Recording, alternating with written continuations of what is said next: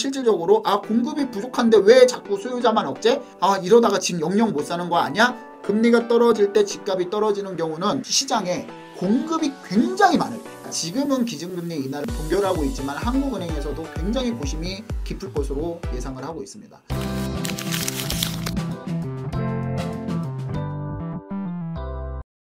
안녕하세요, 반갑습니다. 이충민의 부말리입니다. 얼마 전에 많은 전문가들이 예상했던 미국의 기준금리 인하, 이 결정을 깨고 기준금리가 동결이 됐습니다. 미국의 기준금리 동결로 인해서 우리나라도 한국은행 총재께서 하반기에 기준금리를 2회 이상 인하한다라고 말씀을 하셨는데, 이 부분에 대해서도 굉장히 큰 고민이 생길 것으로 예상을 합니다. 하지만 여러 상황으로 봤을 땐 기준금리 인하가 곧 앞으로 다가왔다라고 볼 수 있는데, 이 기준금리 인하로 인해서 부동산 시장이 어떤 영향을 미칠지, 과거에는 어떤 영향을 미쳤고 향후에 어떤 영향을 미칠지 한번 살펴보도록 하겠습니다.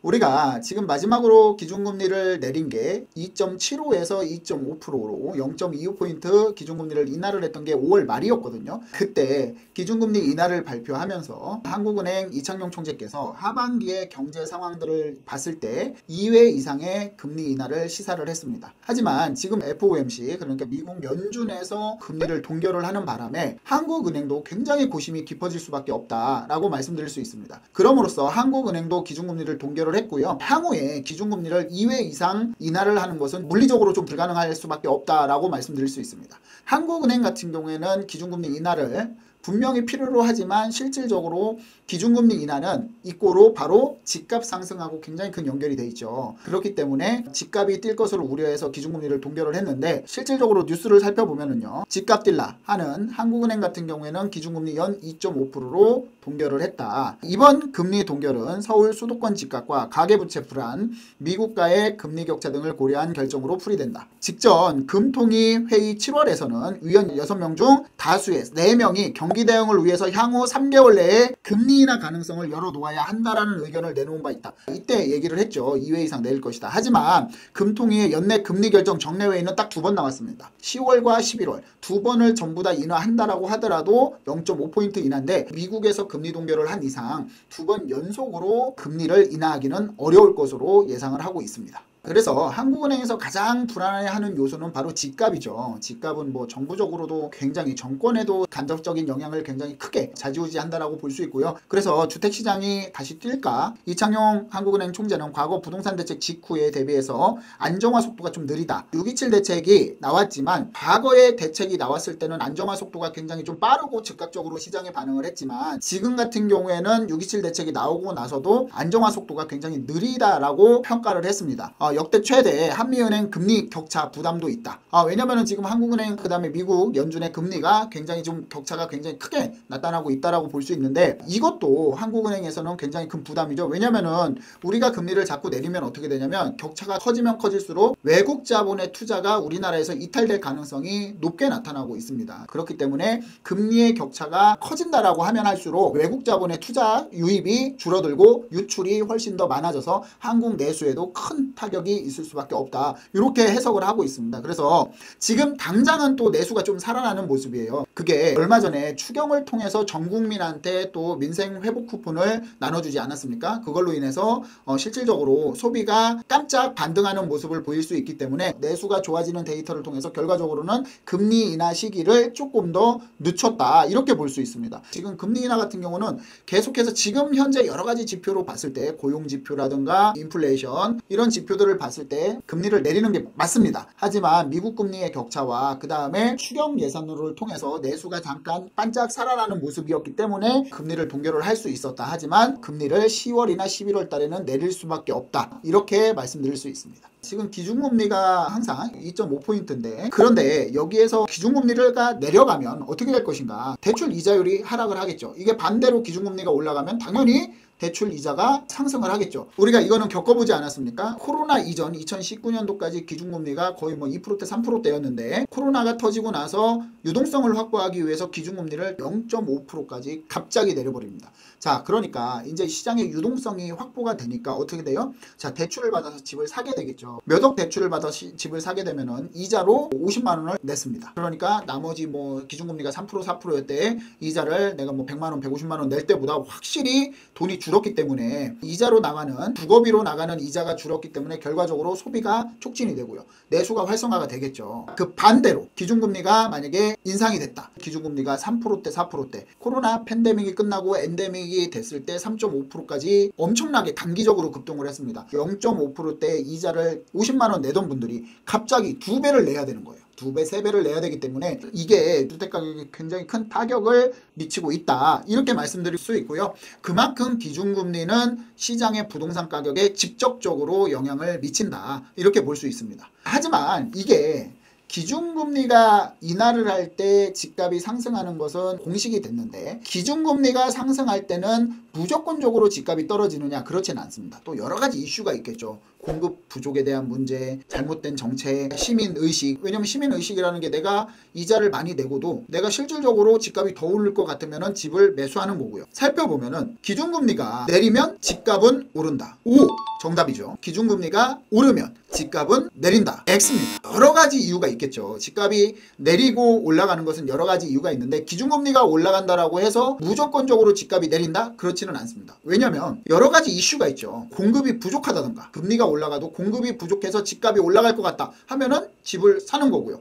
이자를 내고도 집값이 더 올라갈 것 같다 하면은 집을 사는 겁니다. 그렇기 때문에 여러 가지 이슈 때문에 실질적으로 금리가 오르면 집값은 무조건 내려간다는 맞지 않다. 이렇게 설명을 드리겠습니다. 2010년 7월부터 2012년 6월까지 2년입니다. 2008년에 서브프라임 모기지 금융위기가 왔습니다. 금융위기가 오면 어떻게 돼요? 금리를 내리겠죠. 자, 여기서 내린 다음에 2010년부터 기준금리를 상승을 합니다. 기준금리가요. 2010년 7월에 2포인트에서 3.25로 올랐죠. 기준금리가 올랐습니다.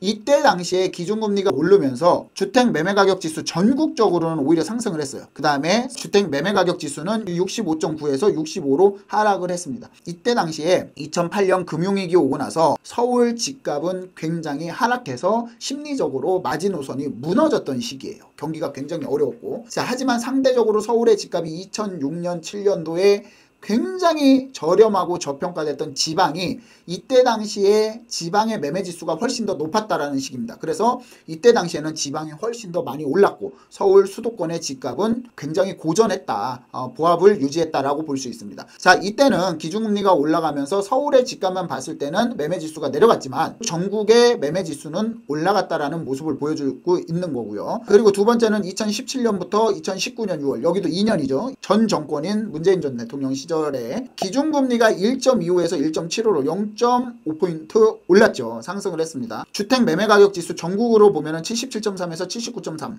그 다음에 주택 매매가격 지수 서울만 보면은요 70.4에서 78.2로 굉장히 많이 상승을 했죠. 기준금리가 상승을 했는데 오히려 주택을 사고 싶은 사람들은 늘어났어요. 이때 어떤 역사가 있었어요?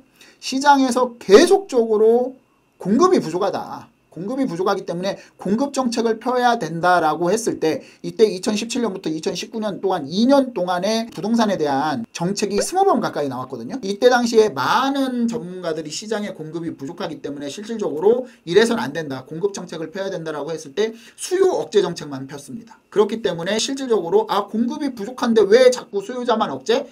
이러다가 지금 영영 못 사는 거 아니야? 뭐가 생겼어요? 영끌족. 패닉바이 이런 부분들이 생겼습니다. 그렇기 때문에 매매가격 지수 또한 굉장히 상승하는 모습이었다. 근데 여기서 보시면은요 2020년 1월에 뭐가 왔어요? 코로나가 왔죠. 그러고서 코로나가 끝난 시기가 언제냐면 2021년 말에 끝났습니다. 자, 근데 여기에서 보면은요 코로나로 인해서 2021년 8월에 보면은 0.05 코로나로 인해서 기준금리가 확 인하가 됐다가 1.75까지 인상이 됩니다. 기준금리가 몇 배 올랐어요? 1.25 라고 따졌을 때는 0.05에서 1.75면 굉장히 많은 폭으로 몇 배가 상승을 했죠. 그런데 기준금리가 이렇게 상승을 했을 때도 불구하고 자, 주택매매가격 지수를 한번 볼까요? 코스피는 떨어졌죠. 오히려 주식은 떨어졌는데 전국적인 주택매매가격 지수는 95.7에서 100을 넘어버렸습니다. 이때부터 2017년부터 점점 더 매도자 우위 시장, 팔고자 하는 사람이 내 맘대로 팔 수 있는 거예요. 그래서 점점 올라가다가 이제 2021년도에 확 넘어버렸죠. 그리고 서울은 더 심각합니다. 96.2에서 100.7로 4.6 상승을 했다라고 볼 수 있는데 이거를 제가 일일이 하나하나 설명드리는 건 뭐냐면 금리가 내리면 집값은 상승한다.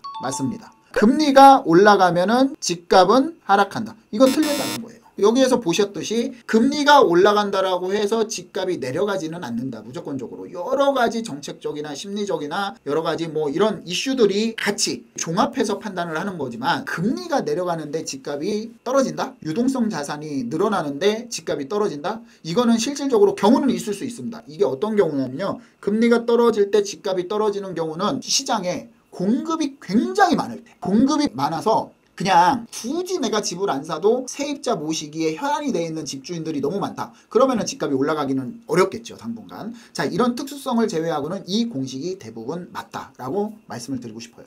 이게 지금 실질적으로 기사 내용이긴 하지만 작년에도 그렇고 해마다 기준금리와 집값에 대해서 한국은행에서 보고서를 내고 있습니다. 이 보고서 내용에는 금리가 1% 떨어지면은 집값은 10에서 12% 오를 수 있다. 뭐 물론 이게 정답은 아니지만 금리가 하락하면 집값은 이렇게 상승할 수 있다라는 보고서가 나와 있는 내용이고요. 그래서 이 기준금리 인하는 절대적으로 신중해야 되지만 시장은 지금 기준금리 인하를 기정사실화하고 있다. 이렇게 말씀드릴 수 있습니다.